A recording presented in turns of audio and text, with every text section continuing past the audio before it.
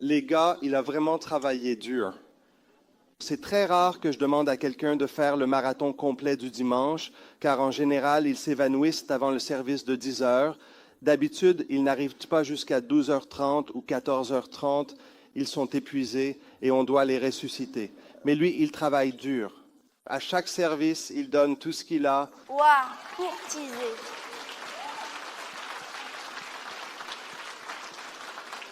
Paul dit qu'on peut voir la foi par des réalisations concrètes, l'espérance par une endurance tenace et l'amour par le travail acharné. C'est un homme qui aime Dieu et aime le peuple de Dieu. Je ne vois pas meilleure façon de le présenter. Accueillons le pasteur Doug Mills. Ouais, courtisé. Alléluia. Prions. Père, merci beaucoup pour cet après-midi béni. Nous sommes profondément reconnaissants pour la précieuse bénédiction d'être ici à l'Église, chers amis. Touche nos vies, Seigneur.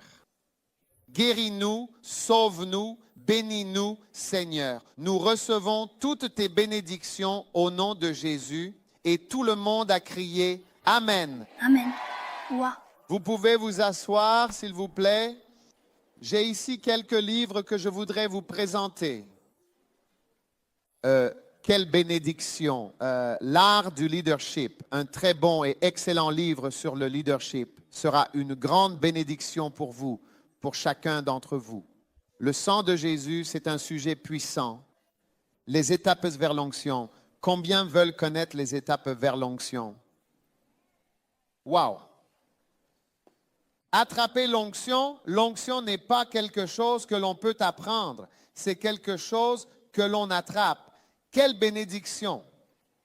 Et celui-ci, les démons et comment les combattre. Combien d'entre vous ont déjà vu avez-vous déjà vu un démon?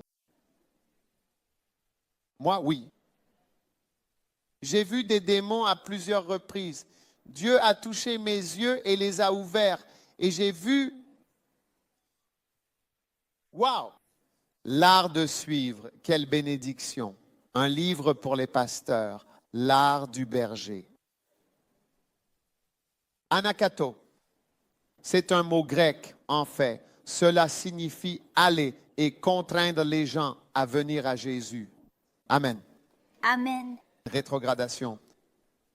Combien savent qu'il y a beaucoup de rétrogrades? Dis à ton voisin, je pense que tu devrais prendre ce livre avant de rétrograder. Très bien. Et celui-ci, celui qui a le titre de ce livre est un verset de la Bible. À celui qui a, c'est-à-dire à la personne qui possède déjà quelque chose, il sera donné, il recevra. Et à celui qui n'a pas, à la personne qui ne possède rien, il lui sera ôté, on lui enlèvera même ce qu'il a. C'est l'un des versets qui semblent les plus injustes de toute la Bible. Combien sont d'accord avec moi que cela ne semble pas juste? Celui qui a recevra encore plus. Celui qui n'a pas, même ce qu'il a, lui sera enlevé. Est-ce juste? Mais c'est ce que Jésus a dit et c'est ce qui arrive tout le temps. Quiconque a été président, comme Clinton, d'accord, sa famille a plus de chances d'avoir d'autres présidents. Toi, comment tu t'appelles? Victoria. Victoria, as-tu déjà eu un président dans ta famille? Tu n'as probablement pas de président américain dans ta famille, mais Clinton, qui en a déjà eu un dans sa famille, pourrait peut-être en avoir un deuxième. Et Bush, un deuxième et même un troisième. Une femme qui a déjà des enfants. Par exemple, si tu as déjà 2 enfants, tu as en réalité plus de chances d'en avoir un troisième que quelqu'un qui, lui, n'en a pas du tout. Oui, d'accord. Ouais. Donc, parfois, quand tu essayes d'aider quelqu'un à avoir un enfant, la personne qui en a déjà un trouve que c'est plus facile pour elle d'en avoir un autre. Quand ils n'ont pas d'enfant, c'est plus difficile d'en avoir un. Donc, celui qui a reçoit encore plus. Celui qui a un travail, si tu as un travail, tu as des chances d'en avoir encore un l'année prochaine ou peut-être un meilleur. Mais la personne qui n'a pas de travail n'a probablement pas de travail l'année prochaine non plus. Et si tu as une voiture, d'accord, si tu as une voiture, en général, il est probable que tu aies encore une voiture l'année prochaine. Oui. C'est plus probable, n'est-ce pas, Oui. que pour la personne qui n'a même pas de vélo. Si tu n'as pas du tout de voiture, il est probable que même le vélo, il se peut qu'il s'abîme et que tu n'aies même plus de vélo. Donc, cette écriture est vraie. J'ai gagné des âmes en tant qu'évangéliste. D'accord? Et il est plus probable que je gagne encore plus d'âmes, même ce matin à Manille. Je gagne des âmes depuis que je suis arrivé ici vendredi. J'ai déjà gagné beaucoup d'âmes et il est plus probable que j'en gagne encore aujourd'hui que toi. Amen. Que toi qui n'as gagné aucune âme aujourd'hui. Même la seule personne que tu as peut-être amenée à l'église peut se détourner du Christ. Oui? Ainsi, celui qui a en apparence semble avoir encore plus, et celui qui n'a pas, lui, semble même perdre ce qu'il possède déjà. Pourquoi donc? C'est de cela que j'ai parlé dans ce livre. Quand tu liras ce livre, tu découvriras le mystère de la prospérité. C'est pourquoi l'Amérique s'enrichit et les pays pauvres s'appauvrissent. C'est incroyable, mais c'est ce qui se passe et il y a une raison à cela. Alors procure-toi ce livre, ce sera une bénédiction. Ma fille, tu peux y arriver? Waouh! Comprendre le moment de recueillement. Le moment de recueillement est l'une des choses les plus importantes pour un chrétien. Si tout ce que tu fais, c'est dépendre des sermons de ton pasteur, tu ne deviendras jamais un chrétien fort. Tu dois te nourrir toi-même de la Bible. Tu dois lire la Bible toi-même. Est-ce que quelqu'un peut m'aider ici? D'accord? Et puis ces livres sont très importants. Loyauté et déloyauté. Ceux qui accusent. Il y a des gens qui pensent toujours d'une manière accusatrice. Ceux qui font semblant, est-ce qu'il y a des hypocrites aux Philippines? Hey. Ceux qui sont en effet ignorants. Ceux qui sont en réalité déloyaux. D'accord? Ceux qui oublient. Ceux qui partent. Ne quitte pas ton église. Ceux qui oublient, regarde comment le pasteur Samuel a pris soin de toi pendant 35 ans ici. Hein? N'oublie pas. Amen. N'oublie pas ce que les gens font. Tu sais, quand j'étais assis là-bas, le pasteur Samuel a désigné une dame qui se tenait ici. Je ne sais pas qui c'était toi. Est-ce que c'était toi qui étais debout ici? Comment tu t'appelles? Bab, oui, c'est toi. Il a dit, tu vois la dame qui est debout sur la scène? Il m'a dit, quand il est venu aux Philippines, cette dame-là s'est assise à côté de ma femme le premier jour. Et depuis ce jour-là, elle est restée avec nous depuis le tout premier jour où nous sommes arrivés aux Philippines. Tu vois, une bonne personne, écoutez maintenant, laissez-moi vous expliquer quelque chose. Une bonne personne n'oublie pas les gens. La Bible dit, en effet, Dieu n'est pas injuste pour oublier votre œuvre d'amour. Donc, on reconnaît une bonne personne à quelqu'un qui n'oublie pas ce que les autres font, peu importe à quel point c'est petit. Et on reconnaît une mauvaise personne à ceux qui ne se souviennent de rien. Tu ne te souviens pas que tu as été nommé huissier ou pasteur. Tu ne te souviens pas de ce qu'on a fait pour toi. Toi, on a prié pour toi. Ton mariage a été organisé. On t'a donné à manger. On t'a aidé. On t'a prêché. Ça ne signifie rien pour toi. Alors tu es une personne vraiment méchante. Mais aujourd'hui, tu es guéri de cette méchanceté. Procure-toi ce livre, Ceux qui oublient. Et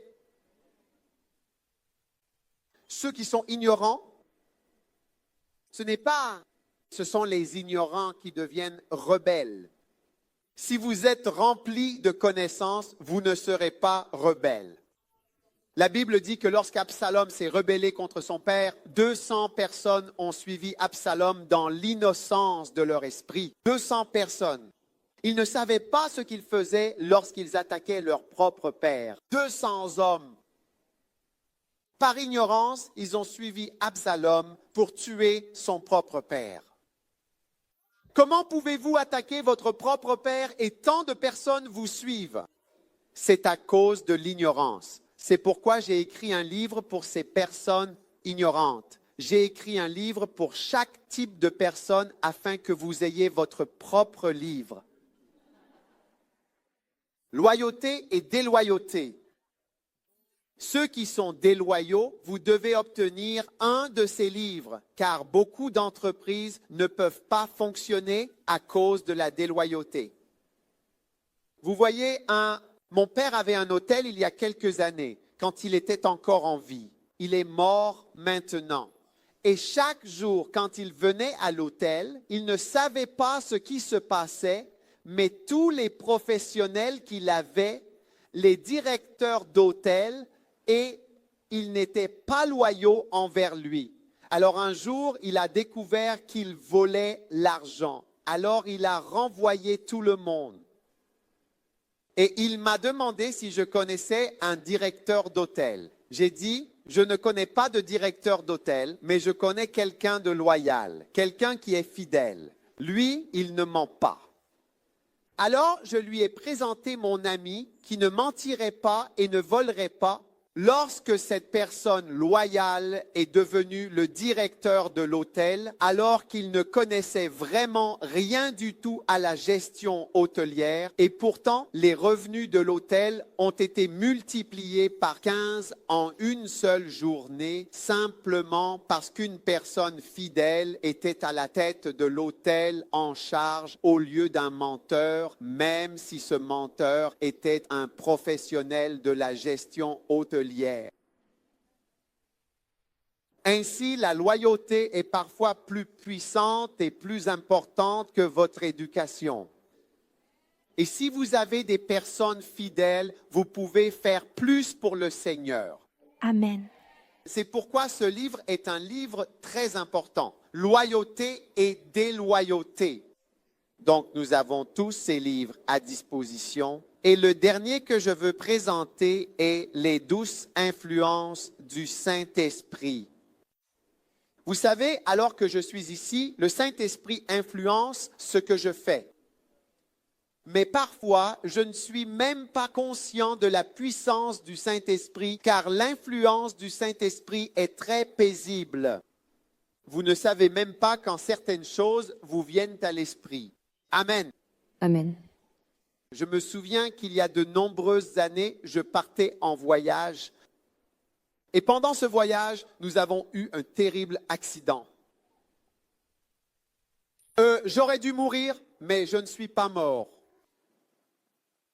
Mais je me souviens très bien que ce matin-là, mon fils voulait absolument venir avec moi et il n'était pas à l'école ce jour-là, donc il aurait tout à fait pu venir avec moi. Et j'ai décidé de l'emmener, mais au tout dernier moment, j'ai finalement décidé, non, je ne vais pas l'emmener avec moi. Donc, s'il était venu, il aurait été assis à l'arrière de la voiture, sur la 3e rangée. Alors, nous sommes partis en voyage et nous avons fait des tonneaux. Et la voiture a atterri, a tourné, puis s'est retrouvée sur le côté.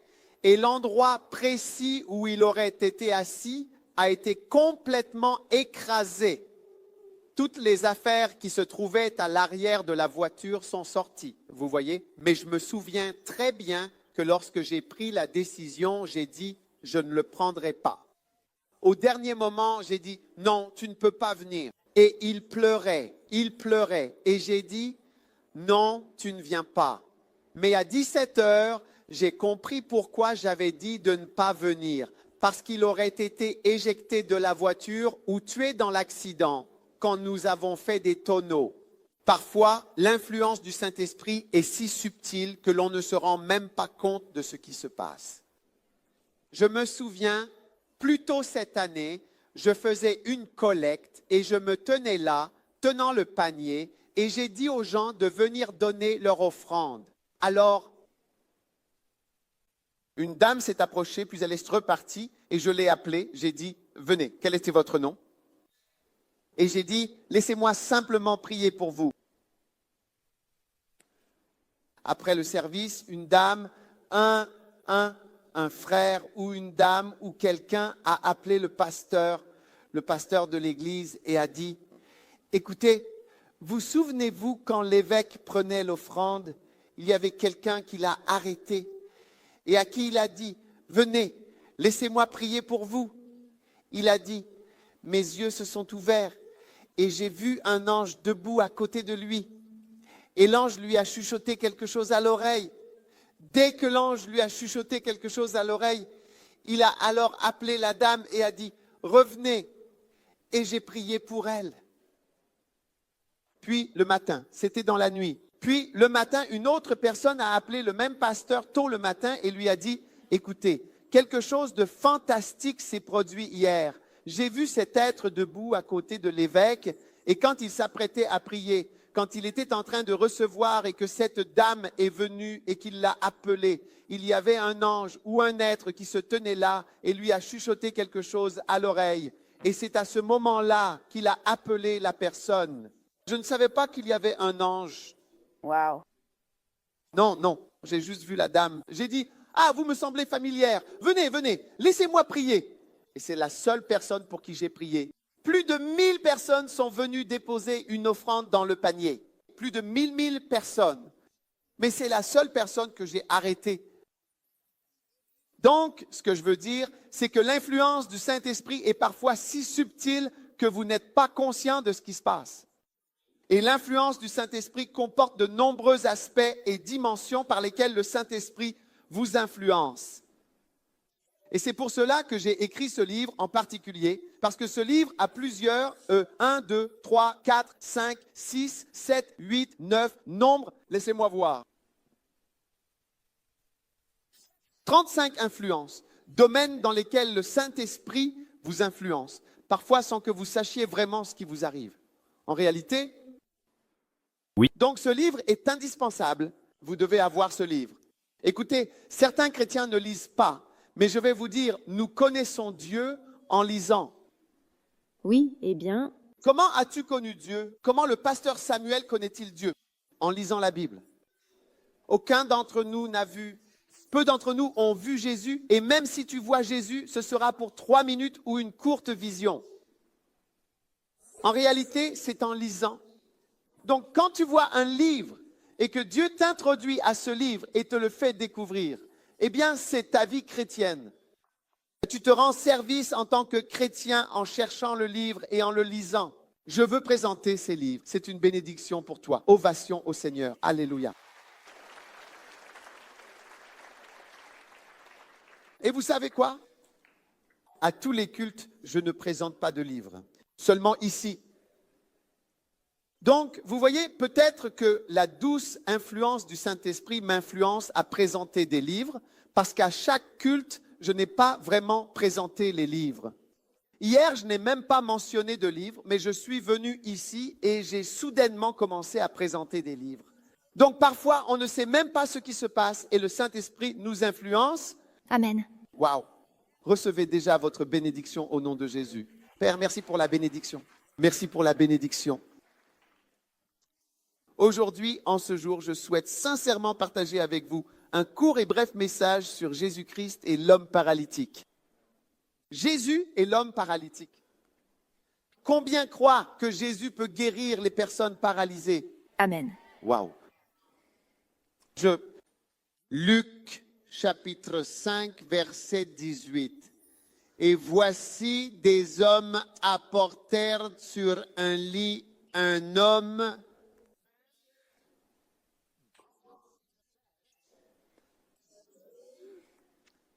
d'accord? Un homme atteint de paralysie et il cherchait un moyen de l'amener et de le placer devant lui. Il y avait un homme qui était paralysé. D'accord? Et comme ils ne savaient pas par quel moyen ils pourraient l'introduire à cause de la foule qui se trouvait là, ils montèrent alors sur le toit de la maison et après avoir fait passer l'homme avec son lit à travers les tuiles, ils le descendirent ainsi de cette manière au milieu, juste devant Jésus. Et ayant vu la foi dont il faisait preuve, il s'adressa à cet homme et lui déclara, « Homme, tes péchés te sont pardonnés. » À la vue de cela, les scribes ainsi que les pharisiens commencèrent alors à raisonner entre eux, se demandant et disant, « Qui donc est cet homme, celui-ci, qui profère de tels blasphèmes? Qui peut pardonner les péchés si ce n'est Dieu seul? » Mais Jésus, connaissant leurs pensées, leur répondit, « Pourquoi donc raisonnez-vous ainsi dans vos cœurs? Lequel est en réalité le plus facile à dire, tes péchés te sont pardonnés, ou bien de dire, lève-toi et marche. Mais afin que vous sachiez, que le Fils de l'homme a le pouvoir sur la terre de pardonner les péchés, il dit alors au paralytique, je te le dis, lève-toi, prends ton lit et rentre chez toi. Et aussitôt, il se leva devant eux, prit ce sur quoi il était couché et s'en alla dans sa maison, glorifiant Dieu. Aujourd'hui, tu glorifieras Dieu. Amen. J'ai dit, aujourd'hui, tu glorifieras Dieu. Amen. Alléluia. Wow. Maintenant, c'est un miracle très intéressant, vraiment très intéressant et remarquable. Il y a beaucoup, vraiment beaucoup de miracles de Jésus, des miracles nombreux et impressionnants, d'accord? Mais ce miracle en particulier, ce miracle précis est particulièrement intéressant, vraiment fascinant à considérer. Tous sont intéressants. Ils sont tous intéressants. Chaque miracle est un sermon. Et c'est quelque chose qui peut nous prendre au moins 1 heure à comprendre.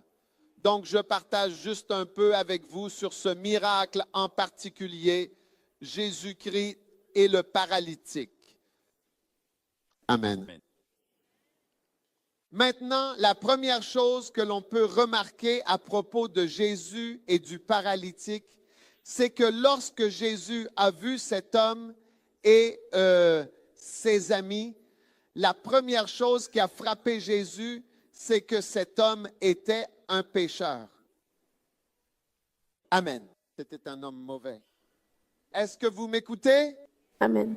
Et il devait vraiment être un mauvais homme avec ses amis, parce que quelqu'un qui sait comment entrer dans une maison par le toit doit être une mauvaise personne à tout prix. Parce que normalement, une personne normale n'entre pas dans une maison par le toit. Ce sont seulement les braqueurs armés et les voleurs qui font de telles choses. Et cet homme avait 4 amis qui étaient aussi doués que lui pour voler et entrer dans les maisons par le toit. Et l'un de leurs amis a été touché, peut-être qu'il était tombé.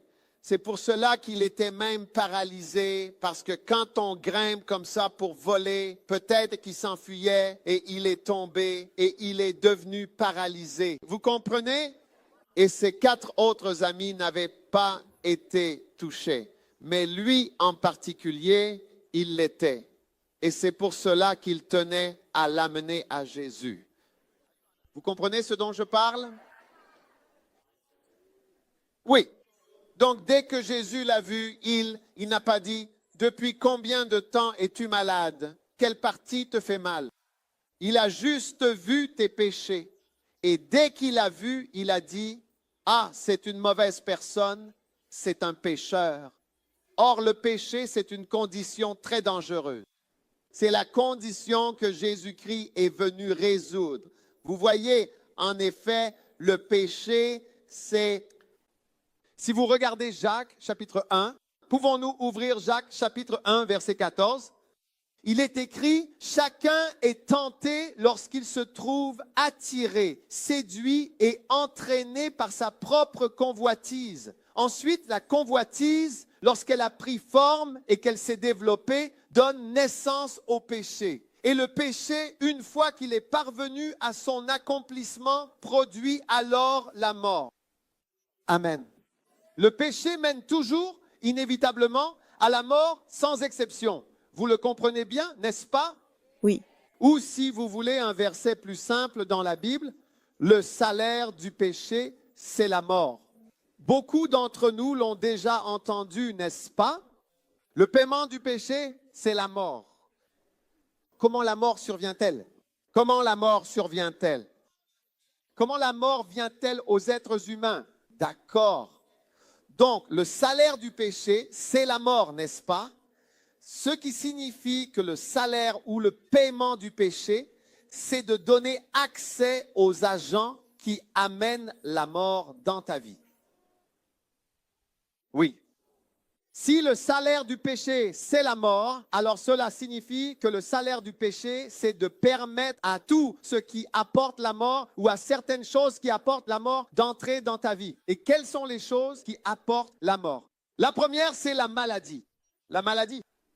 Beaucoup de gens meurent à cause de la maladie. Selon les statistiques, il est probable que tu meurs, je refuse cela au nom de Jésus. Il est probable que tu meurs, une personne sur 9 est censée mourir d'un cancer. Tes chances de mourir d'un cancer sont d'1 sur 9.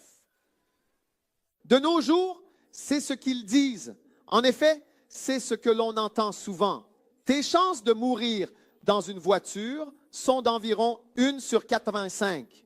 Donc, les accidents de voiture sont également provoqués parce qu'un accident de voiture est une cause de mort. Et donc, il est amené par le péché. Parce que le péché, lorsqu'il est accompli, apporte la mort ou les agents qui apportent la mort. Tes chances de mourir dans un avion, c'est-à-dire lors d'un vol commercial classique, sont estimées à 1 sur 5095 au cours d'un trajet aérien. Apparemment, tu es plus en sécurité dans un avion que dans une voiture. Donc, une chance sur 85 pour une voiture, une chance sur 5095 pour un avion.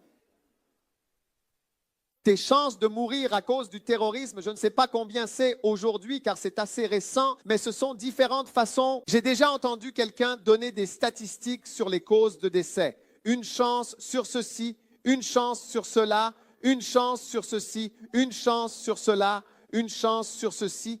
Et donc, c'est le péché qui ouvre la porte à ces agents pour qu'ils entrent dans ta vie. Voilà ce que la Bible nous enseigne. Et donc, cet homme n'était pas exceptionnel dans le fait que Jésus ait dit « Mon fils, tes péchés sont pardonnés ». Mais peut-être que c'était quelqu'un dont Jésus a tout de suite perçu. « Oh, ces gars-là, ce sont vraiment des pécheurs. » Donc aujourd'hui, il est important de savoir que Jésus est venu dans ce monde principalement pour nous sauver de nos péchés. Amen. Oui. Je veux dire, le fait qu'il soit venu pour nous sauver de nos péchés signifie qu'il est venu pour nous sauver de nos péchés et donc fermer la porte aux choses qui veulent nous détruire. Oui. Oui. Vous voyez, nos péchés, en réalité, sont comme des aimants puissants qui attirent irrésistiblement la mort vers nous, qui attirent également les agents de la mort vers nous. Ce sont vraiment comme des aimants. Donc, chaque fois que tu pèches, un aimant vient se coller à toi comme ça. Et sur ton côté, ça colle. Donc, tes péchés, d'accord, tes mensonges, tes vols, combien d'entre vous ont déjà menti? Seulement 6 personnes dans cette salle ont déjà menti. Combien d'entre vous ont déjà menti? Combien d'entre vous ont dit plus de 100 mensonges depuis votre naissance? Faites-moi un signe de la main. Ah, vous voyez maintenant? Donc 100 mensonges, ça veut dire quoi? 100 aimants. Oui, bien. Hey.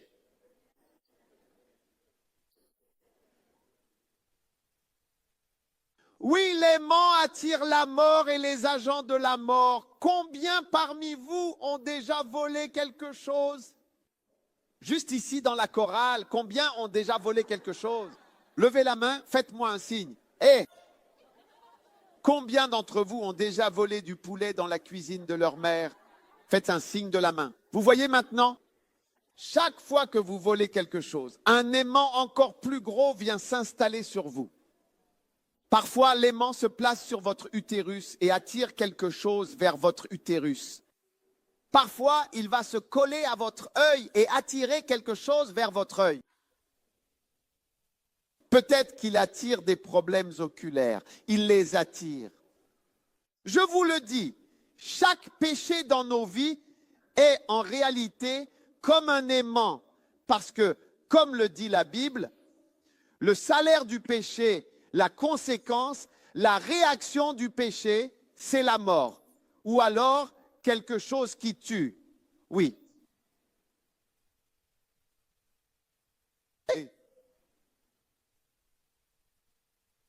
Un jour, un homme de Dieu a été récupéré à l'aéroport. Il allait prêcher quelque part et ils ont envoyé un homme pour venir le chercher. Quand ils l'ont pris et qu'ils se rendaient à l'église, qu'ils allaient à l'hôtel, l'homme de Dieu a demandé au chauffeur, au gars qui était venu le chercher, il a dit: es-tu membre de l'église? Il a répondu: oui, je suis membre. Je suis dans l'église depuis de nombreuses années. Puis il lui demande: est-ce que tu paies la dîme? Et cet homme a dit: oh, pas vraiment, parfois. Et l'homme de Dieu a dit: s'il te plaît, arrête la voiture. Arrête la voiture. Il a demandé pourquoi. Il a dit: oh, arrête, je veux descendre. Il a dit: j'ai peur d'être dans ta voiture. J'ai peur d'être conduit par quelqu'un qui ne paie pas la dîme. Et parce qu'un aimant attire quelque chose contre toi, les vers rongeurs, les sauterelles, les criquets et d'autres mots sont attirés. Alors il a dit: je ne veux pas être dans ta voiture. Garde la voiture tout de suite. Je descends, je prends un taxi. Je ne peux pas rester dans cette voiture. C'est trop dangereux pour ma vie de rester assis dans ta voiture parce que tu ne paies pas la dîme.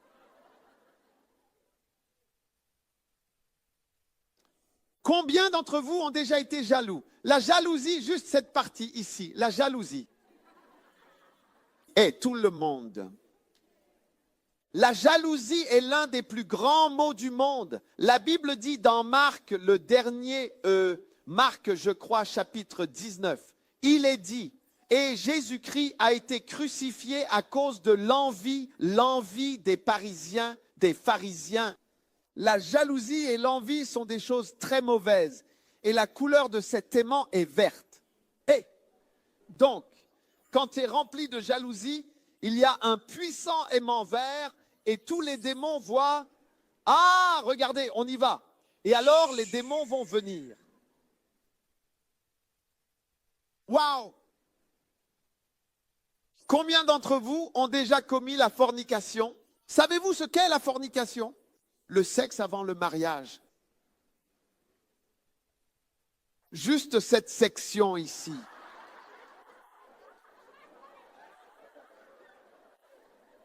Je ne vais pas continuer à poser cette question.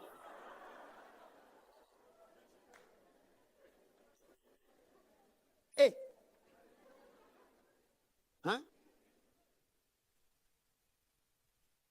Beaucoup d'entre nous ici pratiquent le sexe avant le mariage, la fornication. Ouais. Mais tu t'assois à l'église, tu as l'air saint. Mais il y a un aimant rose qui s'attache à votre côté droit, attirant la maladie, les accidents, les maladies. Toutes sortes de choses sont attirées vers nous à cause des péchés que nous commettons. C'est pourquoi, lorsque vous êtes chrétien, vous devez avoir peur du péché. Oui, vous devez avoir peur du péché. Parce que le péché n'est pas une petite chose. Ce n'est pas une petite chose que de marcher dans le péché ou de vivre dans le péché. Et c'est pourquoi, dès que Jésus a vu cet homme paralysé, il a dit: tes péchés te sont pardonnés. Il a immédiatement été conscient du péché. Ainsi, Jésus-Christ est venu dans ce monde pour nous sauver de nos péchés. Amen. Jésus n'est pas venu pour nous rendre riches, comme certaines personnes le disent de nos jours. Dieu a tant aimé le monde qu'il a donné son Fils unique, afin que quiconque croit en lui ait une maison de 40 millions de dollars et un chien de 12 000 dollars. N'est-ce pas? Un chien qui coûte 12 000 dollars. Ce n'est pas pour cela que Jésus est mort sur la croix. Non, ce n'est pas pour cela que Jésus est mort sur la... Je n'ai pas ça dans ma Bible. Dieu a tant aimé le monde qu'il a donné son Fils unique pour que quiconque croit en lui puisse s'envoler en Californie et avoir 10 voitures. Non, non, non, non, non. Ce n'est pas pour cela que Jésus est mort sur la croix. Dieu a tant aimé le monde qu'il a donné en effet son Fils unique afin que quiconque croit en lui ne périsse pas, mais ait la vie éternelle. Alléluia. La vie, la vie, la vie, la vie. Jésus est venu nous donner la vie. Il nous a donné la vie, la vie, la vie, la vie, la vie, la vie, la vie, la vie. Il est venu pour nous donner la vie. Il est venu pour nous sauver de nos péchés. En d'autres termes, il est venu pour nous sauver de nos aimants. Amen. Il est venu pour nous sauver de nos aimants qui attiraient la mort, la maladie, la souffrance et le feu éternel. Il est venu pour nous sauver. C'est pour cela qu'il est venu. C'est pour cela que Jésus-Christ est venu. C'est la raison principale pour laquelle Jésus est venu. La Bible dit, c'est une parole certaine et entièrement digne d'être reçue, que Jésus-Christ est venu dans le monde pour sauver les pécheurs. Amen. Pour sauver les pécheurs de leurs péchés, de leurs erreurs. Parce que ce sont tes erreurs qui vont te tuer. C'est ça le problème des êtres humains. Amen. Et donc, Jésus a prononcé ces paroles à cet homme. Tes péchés te sont pardonnés. Et aujourd'hui, Jésus te dit simplement ceci. Tes péchés sont pardonnés. Alléluia. Maintenant, comment tes péchés peuvent-ils être pardonnés? Tes péchés ne sont pardonnés que par une seule chose. Et c'est uniquement par le sang de Jésus-Christ. Oui. A le pouvoir de laver tes péchés et les miens et d'ôter la mort de nos vies. Amen. Je me souviens toujours d'avoir été dans le service de gynécologie avec mon professeur. Je suis médecin. Donc nous avons des personnes expérimentées en gynécologie, nos supérieurs qui nous ont enseigné. Et je me souviens d'un jour où il a raconté une histoire. Il a dit qu'il travaillait dans un village et à cet endroit, il n'y avait pas d'anesthésie pour endormir un patient. Et il n'avait pas de sang et une femme saignait et il savait ce qu'elle avait. Elle avait une grossesse extra-utérine et celle-ci avait éclaté à l'intérieur. Donc le sang se répandait à l'intérieur et elle allait mourir. Elle était en train de mourir. Alors il a raconté cette histoire. Il a dit, j'ai pris un couteau. Je veux dire, en tant que chirurgien, et il l'a ouverte. Elle était presque morte. Quand il a ouvert tout son sang, vous savez, on n'a que 5 litres, 4 à 5 litres. Tout son sang était sorti et se trouvait dans l'abdomen, donc elle était pratiquement à l'agonie. Même s'il n'y avait pas d'anesthésie, elle était quasiment déjà partie. Alors il a dit que lorsqu'il a vu le sang, alléluia, il y a de la vie dans le sang. Il a dit que lorsqu'il a vu le sang, il s'est dit, il n'y a plus de sang. Comment pourrais-je rendre son sang à cette femme? Alors, à ce moment-là, il a eu une idée et il a pris une bouteille. Et il a recueilli le sang de l'intérieur. Vous voyez, c'est le village. C'est le médecin du village. Il faut improviser, sinon le patient mourra. Oui, c'est une histoire qu'il m'a racontée. Il a dit, je l'ai fait. C'est un Indien. Il était un gynécologue très célèbre, qui nous a enseigné. Il y avait des cas où il était le seul à pouvoir opérer. On l'appelait toujours quand c'était vraiment extrême. Alors il était appelé parce qu'il était vraiment exceptionnel dans son travail.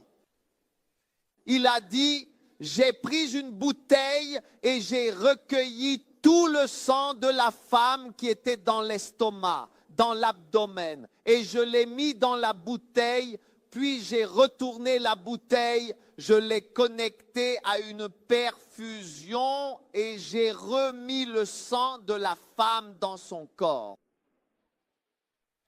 Et la femme est revenue à la vie. Alléluia. Il y a la vie dans le sang. Oui, Alléluia. Vous voyez, parce que le sang contient la vie. La Bible dit, la vie est dans le sang. La vie est dans le sang. C'est pourquoi sans effusion de sang, il n'y a pas de pardon. C'est le sang qui te donne la vie. C'est le sang qui a le pouvoir d'apporter la vie en toi, même si tu as été condamné à mort. Et c'est pourquoi, partout où le sang de Jésus n'arrive pas, les gens meurent, ils périssent et vont en enfer. Parce que la vie est dans le sang. Ainsi, un chrétien devrait prendre le sang de Jésus et le répandre sur les gens, le verser en eux pour leur apporter la vie. Et c'est ce que le pasteur Samuel fait depuis 35 ans dans ce pays, en vous prêchant, en vous parlant et en partageant avec vous au sujet de Jésus et de son précieux sang. Oui, bien entendu. Oui, il y a la vie dans le sang. oui, La vie est dans le sang. Sans effusion de sang, il n'y a pas de pardon. Donc pour que vos péchés soient pardonnés, ce n'est pas juste, ce n'est pas simplement, comment dire, vous êtes simplement pardonné. Pourquoi devriez-vous être pardonné? Pourquoi devriez-vous être pardonné? Pourquoi devriez-vous être pardonné? Je veux dire, pourquoi ne devriez-vous pas être puni? Je veux dire, réfléchis-y. Pourquoi ne devrais-tu pas être puni pour tout ce que tu as fait, pour tous tes mensonges? La raison pour laquelle tu ne devrais pas être puni, c'est parce que quelqu'un a payé le prix. La Bible dit que nous sommes rachetés par le sang. Tu sais, racheter est un vieux mot. Cela veut dire acheter, comme aller au centre commercial pour acheter. Quand Jésus est venu dans ce monde, il est venu pour nous acheter. Il est allé faire des courses pour ta vie. On lui a demandé de payer pour ta vie et il a dû payer avec du sang, son propre sang. Quand il faisait des courses pour toi, au lieu de payer avec de l'argent, il a payé avec son sang. Il a dit, voici mon sang, je te donne mon sang et tu me donnes leur sang. Je te donne ma vie, tu me donnes leur vie. Je rachète toute leur vie avec la mienne. alléluia. Alléluia à Jésus. La vie pour la vie, le sang pour le sang. Alors ta vie a été payée. C'est pourquoi la Bible dit, nous n'avons pas été rachetés par le sang d'une chèvre ou quoi que ce soit d'autre, mais par le sang précieux de Jésus. Nous avons été payés, comme moi, Dag. Je m'appelle Dag. J'ai été payé, ma vie a été payée. Ma vie a été entièrement payée par Jésus-Christ.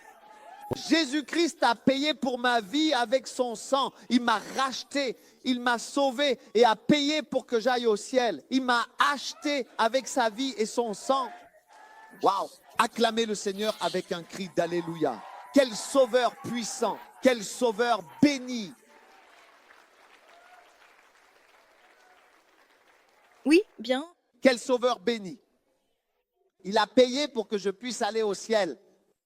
Et quand on lui a demandé de payer, il n'a rien pris d'autre que son propre sang. Quelque chose qui a la valeur d'une vie, car la vie est dans le sang.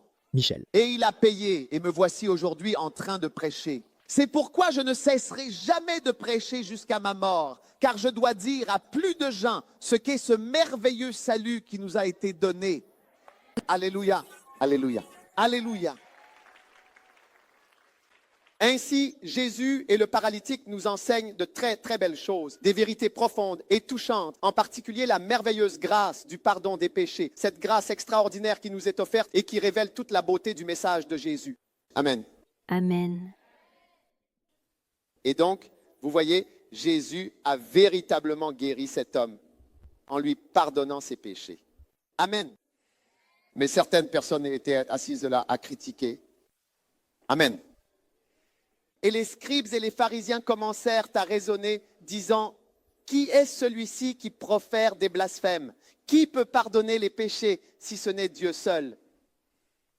Même en présence de la puissance de Dieu, alléluia, il y a toujours des gens pour critiquer. Quoi qu'il arrive, certaines personnes vont critiquer. Peu importe ce que vous faites, les gens vont critiquer. Assurez-vous de ne pas faire partie des critiques. Pourquoi venez-vous à l'église pour critiquer? Nous ne sommes pas parfaits. Si vous cherchez des erreurs, vous pouvez attendre après l'église, nous vous ferons la liste de nos erreurs. Nous avons déjà des problèmes, nous avons déjà des erreurs. Non, personne ici n'est bon ou parfait. Il n'est pas nécessaire de venir s'asseoir à l'église pour critiquer. Pourquoi ceci, pourquoi cela, ou pourquoi encore cela? Non, non, non. Je me souviens d'un homme de Dieu, il était à la télévision, interviewé par Larry King, et il le critiquait à propos de la guérison, à propos de ceci, à propos de cela. Alors, ils ont ouvert les lignes téléphoniques et ils ont dit que les gens pouvaient appeler et je regardais CNN. Et je me suis dit, cet homme va être critiqué plus que jamais. La première personne à appeler depuis les Émirats arabes unis, il a dit, je meurs d'un cancer, priez pour moi. La deuxième personne a appelé d'Inde, je meurs, priez pour moi. Une autre a appelé d'Afrique, priez pour moi, je meurs. Une autre personne a appelé depuis l'Amérique. Personne ne l'a critiqué parce que vous voyez, on peut critiquer. Mais le jour où vous verrez que vous avez besoin d'un miracle, vous verrez, vous voudrez n'importe quoi, n'importe quelle prière, n'importe quelle aide qui pourrait arriver dans votre vie. Et toutes vos critiques disparaîtront. Et si vous faites partie de l'humanité, un jour viendra où vous réaliserez que vous avez besoin d'un miracle. Si vous faites partie de ce monde, un jour viendra dans votre vie où vous verrez que vous aussi, vous avez besoin de la puissance de Dieu et du pouvoir miraculeux de Dieu. Amen. Alors ne vous comportez pas comme un pharisien.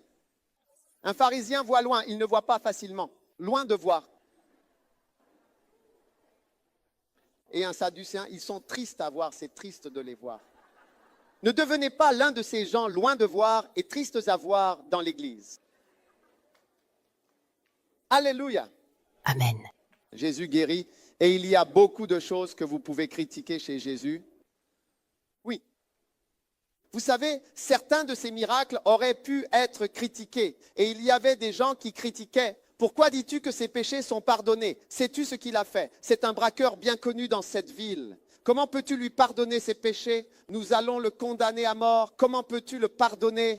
Vous pouvez critiquer beaucoup de choses, mais décidez. Je vais faire partie de ceux qui croient parce que vous ne pouvez pas faire les deux en même temps. Vous ne pouvez pas critiquer et croire en même temps. Vous savez, ces deux choses ne vont pas ensemble. C'est comme si je ne pouvais pas voler et marcher en même temps. Soit je marche, soit je vole. Donc, vous ne pouvez pas me critiquer et en même temps recevoir de moi. Soit vous me critiquez et vous ne recevez pas, soit vous recevez et vous ne critiquez pas. Alors choisissez, voulez-vous recevoir ou voulez-vous critiquer? Demandez à votre voisin, es-tu un receveur ou un critiqueur? Lequel es-tu? Lequel es-tu? Receveur. Oui, vous ne pouvez pas recevoir d'une personne que vous critiquez. Et ce miracle alors Jésus, pour prouver que ce qu'il disait, vous voyez, si la première partie est vraie, alors la seconde l'est aussi. Ou si la seconde partie est vraie, la première l'est également.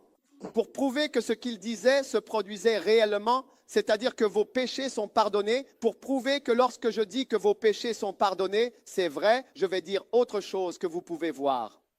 Et il a dit, lève-toi, prends ton lit et marche. Alors l'homme s'est levé. Il s'est levé. Il s'est levé. Et donc, si en disant à cet homme de marcher, il a pu marcher, cela signifie que ce qu'il a dit en premier, tes péchés sont pardonnés, était aussi vrai. Cela se produisait aussi, mais les péchés sont invisibles.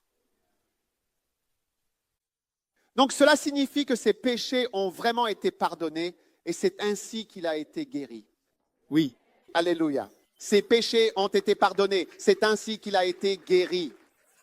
Et c'est pourquoi, lorsque nous venons à Jésus pour la guérison, il faut toujours demander une chose, la miséricorde. La miséricorde. Parce que parfois, on ne sait pas ce qui cause cela, alors il faut toujours prier pour la miséricorde. Ne sois pas trop orgueilleux lorsque tu viens devant Dieu. Oh Dieu, je t'ordonne de me guérir maintenant. Dieu, je te donne 16 minutes pour me guérir. Seigneur, tu ferais mieux d'envoyer tes anges tout de suite. Je n'ai pas le temps. J'ordonne des miracles maintenant. Et ce n'est pas ce que l'aveugle Bartimée a fait. Quand l'aveugle Bartimée a vu Jésus, Bartimée était aveugle. Il n'a pas dit, Jésus, je t'ordonne, viens ici tout de suite. Non. Il a dit, fils de David, aie pitié de moi, je t'en supplie, aie pitié de moi s'il te plaît, pitié de moi. Je ne sais pas pourquoi je suis malade, je ne sais pas exactement quel est le problème, mais aie pitié de moi, aie pitié, aie pitié, aie pitié, aie pitié, aie pitié. Amen. Je prie pour la miséricorde chaque jour. Dieu, aie pitié. Seigneur, aie pitié. Christ, aie pitié. Les catholiques, ils prient toujours. Seigneur, aie pitié. Christ, aie pitié. C'est une très bonne prière. Seigneur, aie pitié. Christ, aie pitié. Amen. C'est une très bonne prière. Nous devons prier davantage de cette façon. Amen. Et il lui a dit, lève-toi, prends ton lit et marche. Et il s'est levé avec ses 4 amis voleurs et ensuite les 5. J'espère qu'ils ne sont pas retournés à leur péché. Ils sont rentrés chez eux en se réjouissant pleinement et en glorifiant Dieu. Amen. Alléluia. Amen. Et aujourd'hui, vous aussi, tout comme les autres, vous allez rentrer chez vous en glorifiant Dieu. Amen. Amen. Et en remerciant Dieu.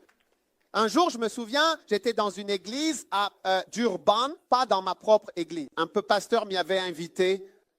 Et il y avait des personnes en fauteuil roulant comme nous en avons ici aujourd'hui. Et quand nous avons prié pour les malades, j'ai demandé aux gens de s'avancer. Alors j'ai fermé les yeux sur scène, mais j'ai entrouvert l'œil gauche, le côté gauche, et j'ai vu des gens là-bas, et j'ai aperçu une dame en fauteuil roulant du coin de l'œil gauche.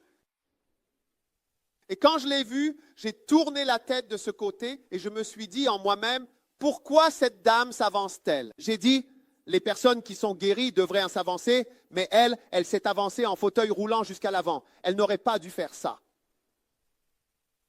Alors, j'ai pris le témoignage, puis je suis allé vers elle et je lui ai dit, qu'est-ce qui ne va pas chez vous? Pourquoi? Pourquoi êtes-vous venu devant? Elle a dit, eh bien, je voulais juste vous dire, vous savez, je suis toujours en fauteuil roulant. Je ne peux même pas me lever du fauteuil roulant. Mais aujourd'hui, quand vous avez prié, je ne peux pas marcher. Elle a dit, je ne peux pas marcher, mais je peux me tenir debout. Pour la première fois, j'ai pu me lever. Et alors, elle s'est levée, puis elle s'est rassise. J'ai dit, merci Seigneur. Vous voyez, avec les miracles, il faut toujours remarquer les miracles. Oui. Quand ils commencent à se produire, il faut les remarquer. Les gens voyaient Jésus, qui était le plus grand des signes. Et ils disaient, signe, montre-nous un signe. Signe, montre-nous un signe. Jésus était le signe de Jonas, celui qui est resté dans le ventre de la baleine pendant 3 jours. Et il disait, montre-nous un signe, alors qu'ils étaient en train de regarder le grand signe et demandaient, signe, peux-tu nous montrer un signe, s'il te plaît? Y a-t-il un signe? Pendant ce temps, c'est toi le signe. Alors il faut remarquer le signe. Donc quand j'ai vu cette dame, elle a dit qu'elle s'était levée, qu'elle s'était assise. J'ai dit, merci Seigneur. Le lendemain, elle s'est levée et elle a fait un pas. Elle n'est pas venue à l'avant. 3e jour, 4e jour, elle marchait. Dernier jour, dimanche, elle a marché seule, sans fauteuil roulant, quelqu'un qui ne pouvait pas tenir debout. Ce n'est pas qu'elle ne pouvait pas marcher, mais qu'elle ne pouvait pas se tenir debout. Marcher n'était même pas envisageable. C'était juste de se tenir debout. Et maintenant, elle marchait toute seule. Et vous savez ce qu'elle a dit? Elle a dit que son mari était un pécheur endurci qui ne va jamais à l'église. Et son mari a dit, aujourd'hui, j'ai vu que ton Dieu est réel. Et il a dit, je vais donner ma vie à Jésus et venir t'accompagner à l'église. Parce que je ne peux pas croire que ma propre femme, qui était en fauteuil roulant, marche sans, elle marche, pas seulement debout, elle marche. Quelle bénédiction. Alors, frères et sœurs, alors que les miracles se produisent, vous devez remarquer le signe et la bénédiction que Dieu apporte. Amen. Vos péchés sont pardonnés, vous demandez la miséricorde et la puissance de Dieu agit dans votre vie. Aujourd'hui, vous devez vous détourner de vos péchés et vous devez recevoir la puissance de Dieu. Nous devons voir les signes que Dieu est en train d'agir, que Dieu fait quelque chose et recevoir le miracle alors que Jésus accomplit des miracles merveilleux. Alléluia. Je veux que vous vous leviez tous, s'il vous plaît.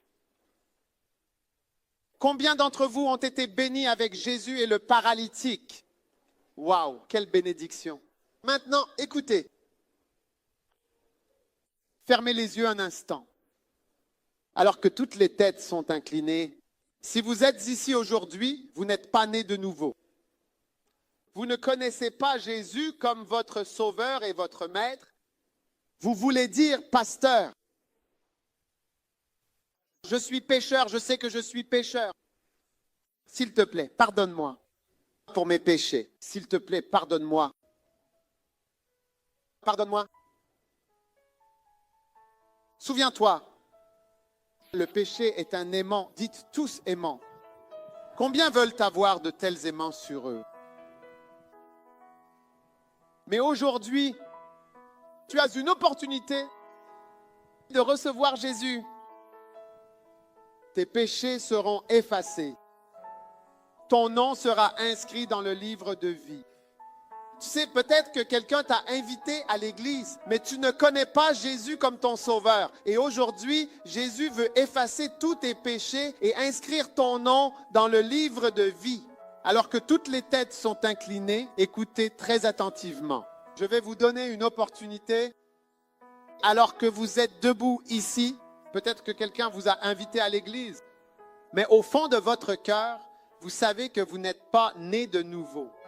En d'autres termes, si vous mouriez aujourd'hui ou demain, vous ne savez pas si vous iriez au paradis ou en enfer parce que vous n'en êtes pas sûr. Vous ne connaissez pas Dieu, mais aujourd'hui, vous voulez dire « Je veux connaître Dieu ». Campus Sud, où que vous soyez. Je veux Jésus, je ne veux pas aller en enfer. Je veux que Jésus vienne dans mon cœur, dans ma vie et me transforme. Toutes les têtes inclinées, tous les yeux fermés. Si vous êtes ici dans ce cas, si vous voulez que je prie avec vous pour que vos péchés soient pardonnés, pour qu'un grand changement vienne dans votre vie, afin que votre nom soit écrit dans le livre de vie. Si vous êtes ici dans ce cas, ou que vous soyez debout, pasteur, priez avec moi. Je veux donner ma vie à Dieu, je veux naître de nouveau. Je ne veux pas aller en enfer, je veux que mes péchés soient lavés par le sang de Jésus. Si vous êtes ici dans ce cas, dans cette salle, où que vous soyez debout, levez simplement votre main droite. Je veux Jésus maintenant. Alors votre main doit se lever. Que Dieu vous bénisse. Levez-la simplement. Je vois toutes vos mains. Levez-la bien haut. Levez-la bien haut. Que Dieu vous bénisse. Je veux Jésus dans ma vie. Que Dieu vous bénisse. Je veux que mes péchés soient lavés. Je ne veux pas aller en enfer. Priez avec moi, pasteur. Je veux que Jésus me touche, me sauve, me lave. Venez à Jésus, venez à Jésus. Votre main doit être levée, votre main droite maintenant, si vous avez levé votre main droite. Je veux que vous fassiez encore une chose. Je veux que vous veniez devant. Venez avec la main levée. Venez à moi, venez devant, venez, venez, venez, venez depuis le fond. Venez, venez, venez jusqu'ici. Je veux mon sens soit lavé. Je veux naître de nouveau. Allez, venez devant, venez à Dieu, venez à Jésus. Aujourd'hui est votre jour de salut. Dieu est en train de changer votre vie. Quelle bénédiction! Quelle bénédiction! Venez à Dieu. Venez à Jésus. Votre vie ne sera plus jamais la même. Vos péchés seront pardonnés. Vos péchés seront pardonnés. Vos péchés seront pardonnés. Votre nom sera inscrit dans le livre de vie. Venez à Jésus. Quelle bénédiction! Laissez-les tous venir. Avancez tous jusqu'à l'avant. Venez, venez sur le côté. Venez, venez à Jésus. Aidez-les à venir. Aidez-les à venir tout le monde. Je veux donner ma vie à Jésus et je souhaite aussi que ta vie soit donnée à Jésus, afin que nous appartenions tous les deux à Jésus ensemble.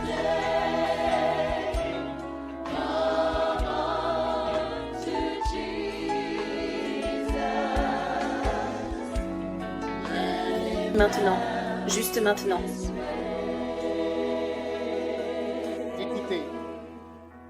Écoutez-moi, fermez les yeux, tout le monde, juste une seconde de plus. Écoutez, Vous savez, quand vous allez à l'aéroport, il y a quelque chose que vous entendez.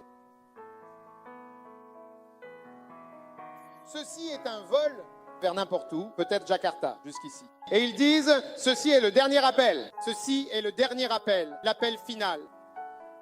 Écoutez, si vous êtes debout là, écoutez très attentivement. Parce que vous savez, il y a quelques semaines, quelqu'un est venu me voir avec une photo et m'a montré, voici une photo d'une dame. J'ai dit, oui, je me vois en train de prier pour cette personne. Ils m'ont dit que cette dame est morte, elle vient de mourir. J'ai demandé comment. C'est une jeune fille. Elle a dit, elle a donné sa vie à Jésus. Je crois qu'il y avait 3 personnes qui ont donné leur vie. Elle était l'une d'entre elles. Quelques jours plus tard, elle était morte. Parce que vous voyez, parfois la douce influence du Saint-Esprit nous pousse à vous encourager à donner votre vie à Dieu. C'est votre chance. Qu'est-ce que tu veux de plus? Dimanche matin, dimanche après-midi, Dieu t'appelle, il te dit, viens à la croix, viens à Jésus, écris ton nom dans le livre de vie. Qu'est-ce que tu veux entendre de plus? Comment veux-tu découvrir autrement si tu connais Dieu ou non? Veux-tu mourir et découvrir une telle chose? Non? Écoute, si tu es là, que tu veux donner ta vie à Dieu, je te donne la dernière chance. Lève la main et viens rejoindre ces personnes. Tu n'es pas sûr ou tu veux en être sûr. Tu veux donner ta vie à Dieu. Tu veux donner ta vie à Jésus. Lève la main et viens rapidement devant. Je te donne la dernière chance. Allez, viens. Parle pour eux et encourage-les pendant qu'ils viennent. Soutenez-les, que Dieu te bénisse. Venez tout devant. Dieu, laisse venir les enfants. Laisse-le venir. Je t'en prie.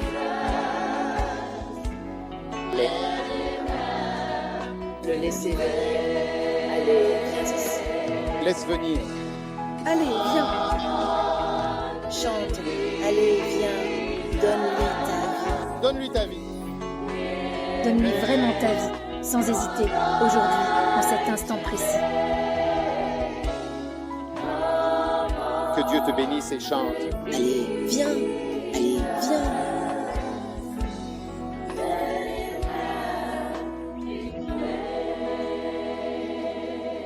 Prions. Levez les mains devant. Répétez cette prière avec moi. Tout ce que je vais prier, répétez après moi. Dites Jésus. Peux-tu me donner un peu de volume ici pour que je n'ai pas à crier autant? Mettez-moi un peu plus de volume devant ici. Dites Jésus. S'il te plaît, pardonne-moi pour mes péchés. Je suis un pécheur. Oh Seigneur, je sais que je suis un pécheur. Aie pitié de moi. Je confesse tous mes péchés. S'il te plaît, pardonne-moi. S'il te plaît, lave-moi par ton précieux sang. Aujourd'hui, je m'humilie. J'accepte Jésus J'accepte Jésus comme mon sauveur, mon bien-aimé maître, mon Seigneur, mon roi. Jésus est mon sauveur. À partir de ce moment, je crois vraiment que je reçois Jésus comme mon Seigneur, sincèrement, de tout mon cœur.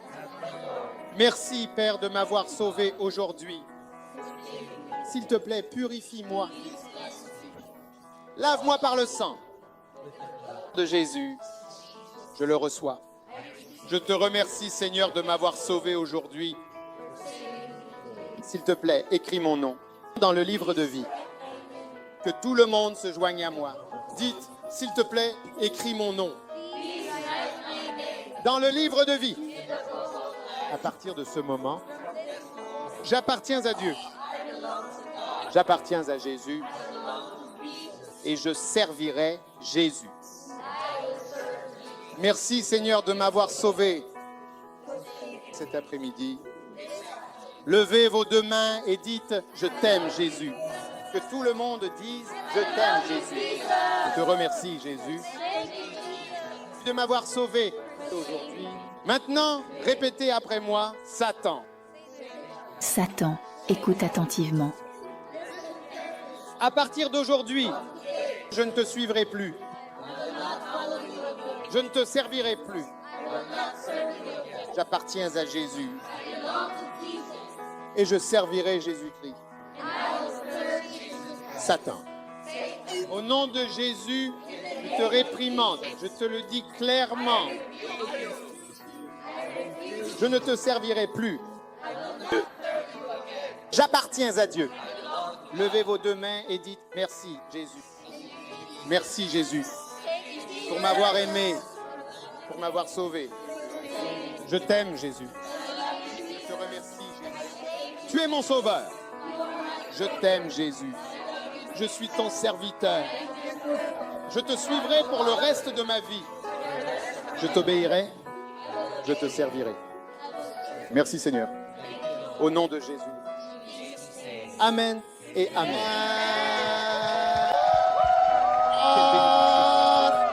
Quelle bénédiction.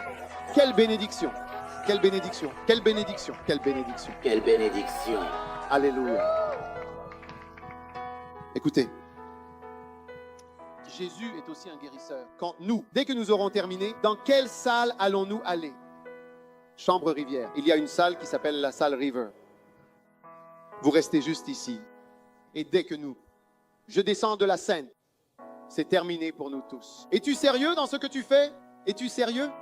Si tu es sérieux, tu dois te rendre dans cette salle River. La rivière du Saint-Esprit va te rencontrer là-bas. Amen. Mais maintenant, je veux qu'on prie simplement pour les malades. Amen. Combien croient que Jésus est un Jésus qui guérit? Waouh, quelle bénédiction, quelle bénédiction, quelle bénédiction, quelle bénédiction, quelle bénédiction, quelle bénédiction. Quelle que soit ta maladie en ce moment, pose ta main là tout de suite. Il est le Seigneur qui te guérit. Quel que soit ton problème, pose ta main là. Si c'est ton œil, pose ta main sur ton œil. Si c'est ton cœur, pose ta main sur ton cœur. Si c'est une douleur à la jambe, pose ta main sur ta jambe. Ta main là, tout de suite. Il est le Seigneur qui guérit. Jésus est réel. Regarde, soit il est réel, soit ce n'est pas réel. C'est à toi de croire. Tu n'es pas obligé. Ce n'est pas par contrainte. Jésus ne s'impose à personne. Tu crois ou tu ne crois pas, c'est libre. Alléluia, Père. Je te remercie pour les miracles en ce moment même. Oh, Jésus, merci. Jésus guérit. Jésus sauve. Jésus touche. Jésus change nos vies. Jésus, merci. Quelle grâce et quelle présence puissante il y a ici cet après-midi. Merci Seigneur. Il n'y a rien de trop difficile pour toi. Merci, il n'y a rien de trop grand pour toi. Nous croyons en toi Seigneur, nous avons confiance en toi. Maintenant nous levons la main et demandons ta miséricorde Seigneur. Accorde-nous ta miséricorde Seigneur. Montre ta miséricorde Seigneur, montre ta miséricorde pour chaque situation. Oui, reçois la puissance miraculeuse du Saint-Esprit. Marissa et Mola Mola, Shende et Krasina, Brandos, Meliga de Pablo, Sanabras, Chandala sont devenus un peu plus libéralement Talama couleur descente. Monday, Calipender, Teddy Lava pour bénir un homme tunnel, un bébé échantillon nommé Akada Namazo, Melody Bikini, Grass, une prostate, un Pablo légal, une course de laboratoire de triche et Elmer Gated Brotherly, les deux cancers du travail sont apparus. Merci infiniment Seigneur. Merci infiniment pour de si merveilleux miracles cet après-midi. Cet après-midi, quelle bénédiction nous avons. Nous recevons ta puissance Seigneur. Nous te remercions Seigneur. Beaucoup de personnes reçoivent des miracles dans leurs yeux, dans leur sein. Oui, oui, le cancer était guéri, les tumeurs ont été guéries. Père, merci pour les miracles en ce moment. Commencez à vous examiner. Tout ce que vous ne pouviez pas faire avant, commencez à le faire maintenant. Vous aviez un problème, vous aviez une douleur. Vérifiez, la douleur est partie. Vous avez l'alarme, vérifiez-la, vous. La meilleure personne pour s'examiner à la lumière, c'est vous-même. Vérifiez. Quel que soit le problème que vous aviez, vérifiez-le maintenant. Vous ne pouviez pas entendre. Dieu ouvre vos oreilles, des miracles ont lieu, le cancer est guéri, votre vie est prolongée. À partir d'aujourd'hui, la grâce de Dieu, la puissance de Dieu sont ici cet après-midi. Père, nous te remercions, nous te louons, nous te rendons grâce. Fermez les yeux un instant. Père, merci beaucoup pour ton merveilleux miracle. Que tout le monde lève la main et remercie Dieu. Remercie Dieu de t'avoir guéri, d'avoir touché ta vie. Tu es le Seigneur, tu es vraiment, oui, le Seigneur. Seigneur, Mon Dieu, mon Dieu.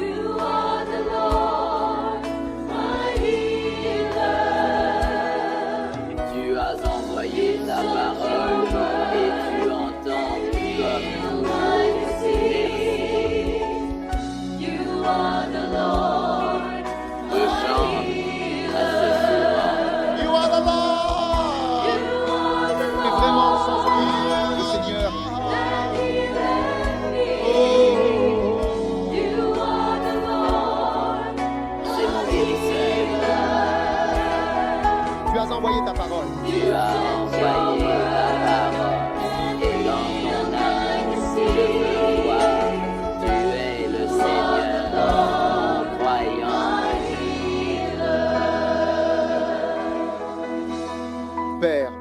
Merci pour toute ta grâce bienveillante qui est ici cet après-midi. Quelle grande bénédiction nous recevons au nom de Jésus. Vérifiez-vous maintenant, baissez la main un instant, fermez les yeux un instant. Si Dieu vous a touché cet après-midi, Dieu vous a touché, quelque chose s'est passé, peut-être que vous ne pouviez pas voir, mais maintenant vous voyez. Peut-être que vous ne pouviez pas entendre, mais maintenant vous entendez. Ce n'est pas que vous croyez que cela arrivera dans le futur. Mais en ce moment même, alors que nous sommes ici, vous voyez que quelque chose s'est passé, quelque chose se passe, il se passe toujours quelque chose. La puissance de Dieu est ici. Si vous êtes ici cet après-midi, vous pouvez dire que Dieu vous a touché. Quelque chose s'est passé. Dieu vous a guéri de quelque chose. Je veux que vous leviez la main droite. Si Dieu vous a touché, vous aviez un problème, le problème a disparu. Vous pouvez voir qu'il y a un changement. Alors levez simplement votre main droite bien haut comme ceci. Waouh! Merci Seigneur pour ta bénédiction, ta guérison, ta puissance au nom de Jésus. Merci beaucoup. Il y a tellement de témoignages. Maintenant, si Dieu vous a touché, avant de m'asseoir, je veux que vous veniez sur scène. Si Dieu vous a touché, vous pouvez voir que quelque chose s'est produit. Vous avez levé la main. S'il vous plaît, venez sur la scène. S'il vous plaît, venez à moi ou venez à moi tout de suite, rapidement. Rapidement. Qui est-ce? Qui est-ce? Vous avez dit que quelqu'un a été guéri quelque part? J'ai besoin que les pasteurs et les huissiers m'aident. D'accord. Prenons un ou deux témoignages. Viens par ici, ma chère. Wow. Qu'est-ce qui t'est arrivé? Bien. Merci Seigneur. Oui. Doucement au clavier. Doucement. Un peu plus bas, s'il vous plaît. Baissez le volume. Merci Jésus, parce que je souffre de migraines sévères en ce moment.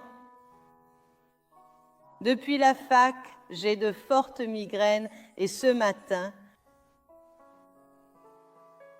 pendant que nous répétions dans la chorale, j'avais un mal de tête intense. Et maintenant, par la présence de Dieu, c'est complètement parti. Je suis guérie. Offrez au Seigneur une puissante. Merci Jésus. Regardez-la pleurer. Pourquoi pleures-tu, ma chère? Pourquoi pleures-tu? Parce que je souffre de migraines depuis la fac et maintenant j'ai ressenti la présence de Dieu et alors tout a disparu. Je suis enfin guérie. Je sais que je suis guérie. Et c'est parti. Offrez au Seigneur une puissante ovation d'applaudissements. C'est merveilleux. Vous voyez, parfois on ne sait pas ce que quelqu'un traverse. Quelle bénédiction, quelle guérison. Merci Seigneur. Au nom de Jésus, qu'est-il arrivé à cette dame? Venez par ici. Aussi, qu'est-il arrivé, Mike? Tous ces maux de tête, et puis elle a une grosseur juste ici. Une grosseur? Et qu'est-il arrivé à la grosseur? Plus petite, elle devient plus petite. Une grosseur sur la tête. Cette dame avait une grosseur sur la tête. Elle sent que la grosseur est petite et elle a également des maux de tête. À cause de quoi? Quelle autre maladie as-tu, sais-tu?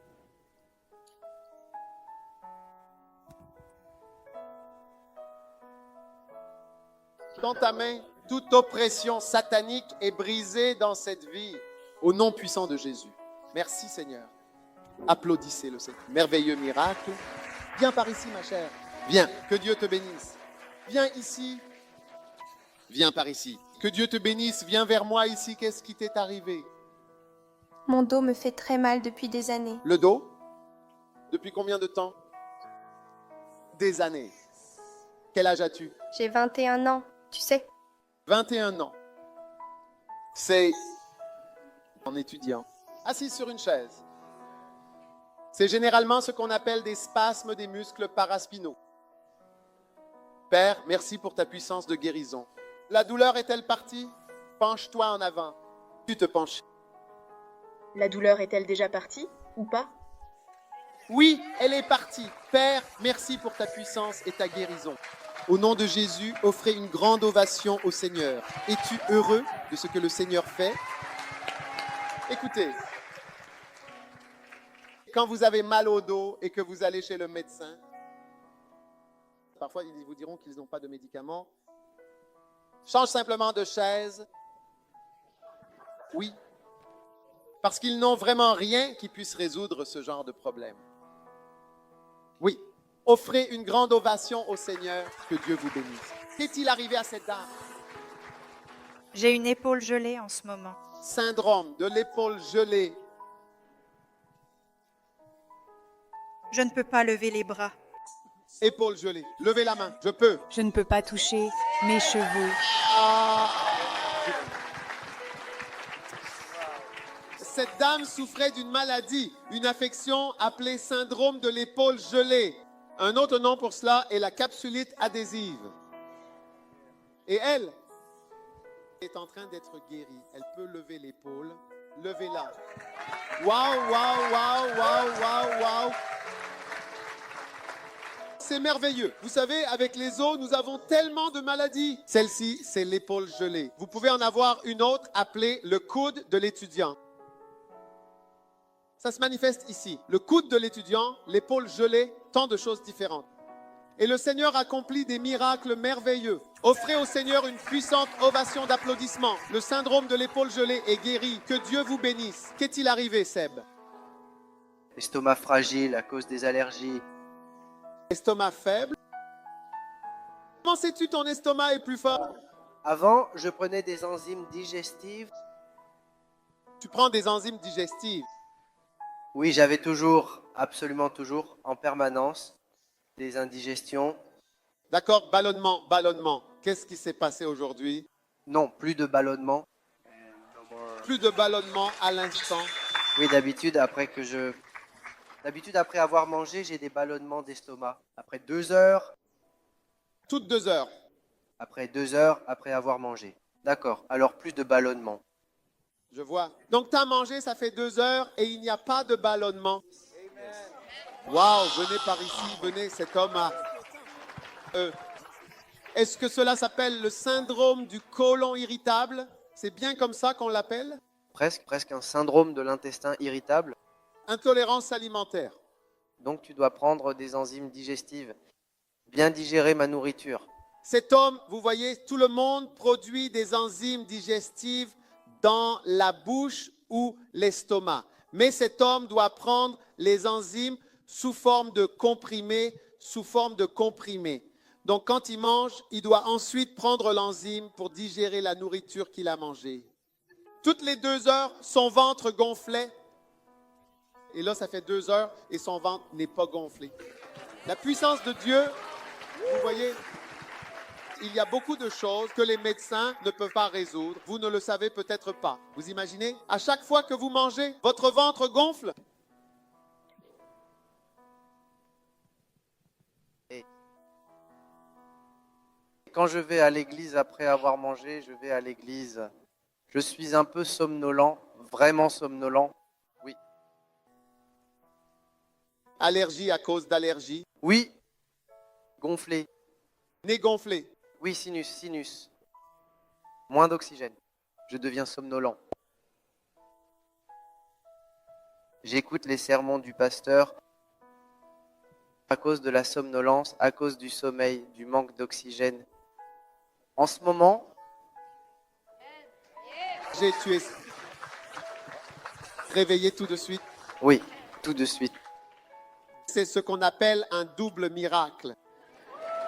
Offrez au Seigneur des acclamations et des applaudissements. Alléluia, un double miracle. Merci Seigneur pour ta puissance au nom puissant de Jésus. Amen. Que Dieu vous bénisse. Oh, criez au Seigneur, criez.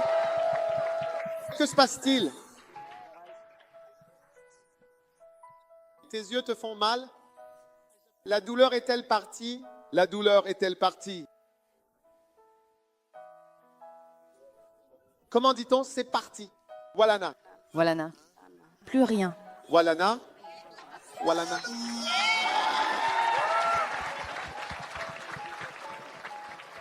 Alléluia. Que Dieu vous bénisse. Y a-t-il d'autres miracles rapidement? Que se passe-t-il avec cette dame? En 2009, on m'a diagnostiqué un cancer de l'ovaire précisément. Cancer de quoi? De l'ovaire. De l'ovaire, d'accord. 1000 combien? 11. 2009. 2009, après un an, ça a récidivé et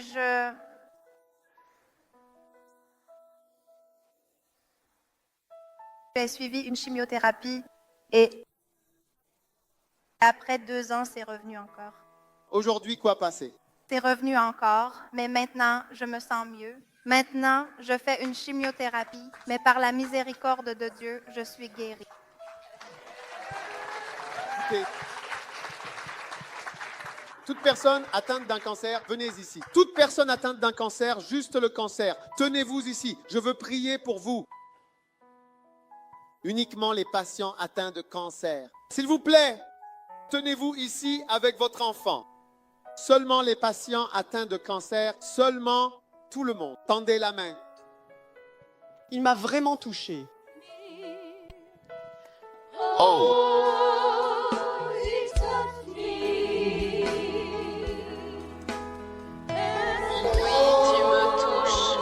Je sais que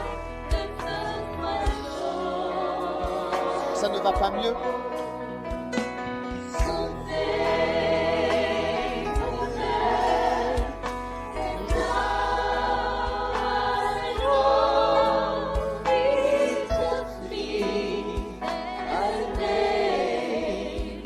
Quoi? Tu restes ici. Jésus, aie pitié. Jésus. Jésus, aie pitié. Mon Dieu, mon Dieu. Oh là là, mon Dieu, vraiment. Tends la main, demande à Dieu, miséricorde, miséricorde, miséricorde, miséricorde. C'est passé. Il s'est passé quelque chose. La miséricorde est arrivée. Choisissez des gens, s'il vous plaît. Je vois une lumière là-bas. Il m'a touché.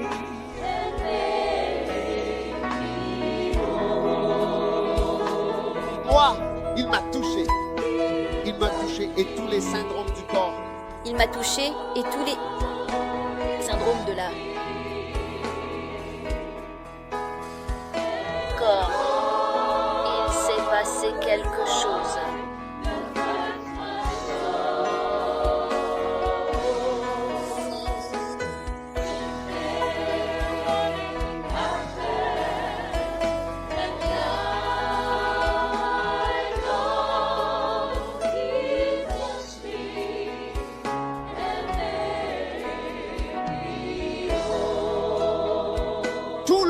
Levez les mains.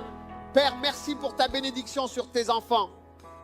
Mon Dieu, alors que nous rentrons chez nous, merci parce qu'une bénédiction nous attend à la maison. L'ennemi qui nous a tourmentés dans la maison, quand nous rentrerons aujourd'hui, il s'inclinera devant nous au nom de Jésus. Merci pour la victoire. Envoie tes anges devant tes enfants.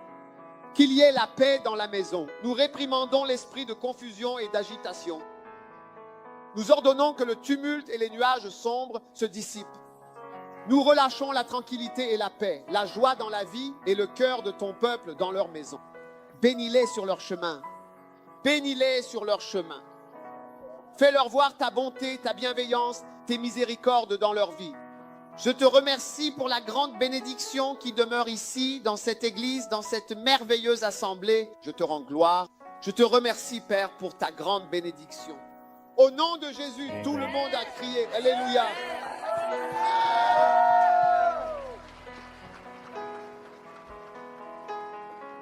Levons nos mains vers Dieu. Remercions tous Dieu pour la guérison et pour le miracle